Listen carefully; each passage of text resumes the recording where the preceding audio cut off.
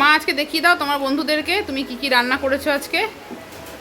প্রেসারে ভাত, ঝরঝরে ভাত, আর এটা হচ্ছে লাউ শাক। লাউ শাক পোস্ত দিয়ে। লাউ শাক পোস্ত দিয়ে আর কি দিয়েছো? বেগুন দিয়েছো? একটু বেগুন দিয়েছি, শাকটা কম ছিল। লাউ শাক পোস্ত এটা খেতে তো খুবই ভালো লাগে। হ্যাঁ দিয়েছি। আর করেছি একটা স্পেশাল মেনু, এটা হচ্ছে পটল রেজালা। পটল রেজালা ওটা দারুণ হয়, দারুণ মানে দারুণ। এত হালকা মশলা দিয়ে যে এত সুন্দর হয় খেতে, খুব ভালো হয় খেতে।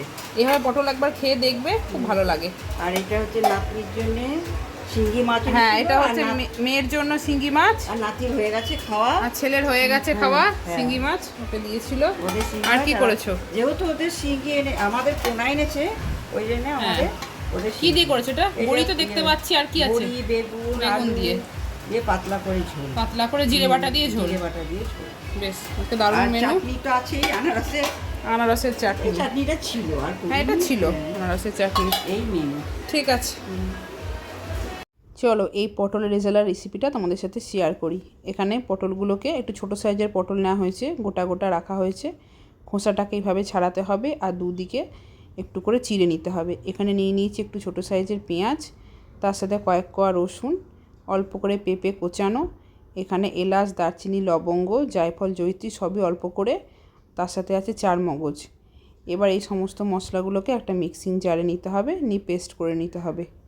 এই রান্নাটা এইটুকু মশলা দিয়ে যে এত সুন্দর খেতে হয়, তোমরা নিজেরা একবার বানিয়ে না খেলে বিশ্বাস করতে পারবে না। সমস্ত মশলাগুলোকে দিয়ে দিলাম, এরপর তাতে দিয়ে দেবো একটা কাঁচা লঙ্কা ভেঙে আর সামান্য জল দিয়ে পেস্ট করে নেব। অন্যদিকে কড়াইয়ে সাদা তেল দিয়ে পটলগুলোকে একে একে ভেজে নিতে হবে। রান্নাটা না সাদা তেলে করারই চেষ্টা করবে, তাতে কিন্তু খেতে এটা অনেক বেশি ভালো হবে। আগে এটা মা পোলাও বা ফ্রায়েড রাইসের সাথেই কিন্তু বেশি করতো, তার সাথেই কিন্তু এই রান্নাটা সবচেয়ে ভালো জমে।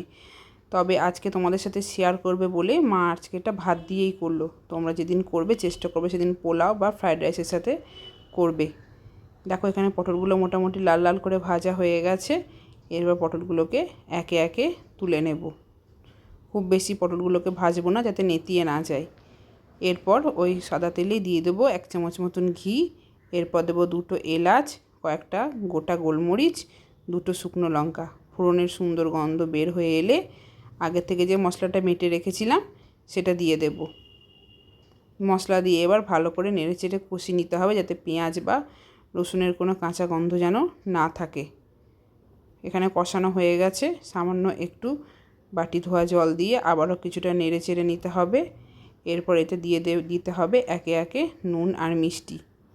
এই রান্নাতে কিন্তু কোনো হলুদ পড়বে না, গ্রেভিটা কিন্তু এরকম সাদা সাদাই হবে।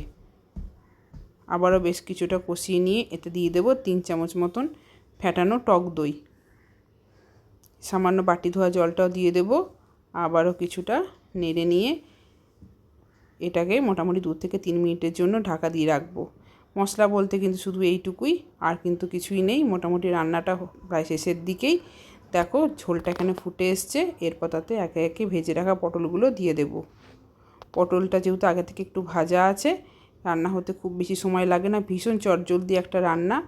তোমরা পারলে অবশ্যই কিন্তু একবার এটা বানিও, অন্তত পটল শেষ হওয়ার আগে।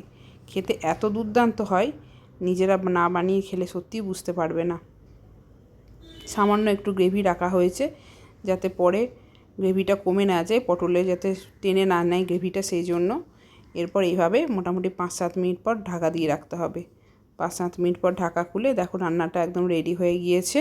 কেমন লাগলো তোমরা জানিও, পারলে একবার অবশ্যই করে আমাকে কমেন্ট করে জানিও।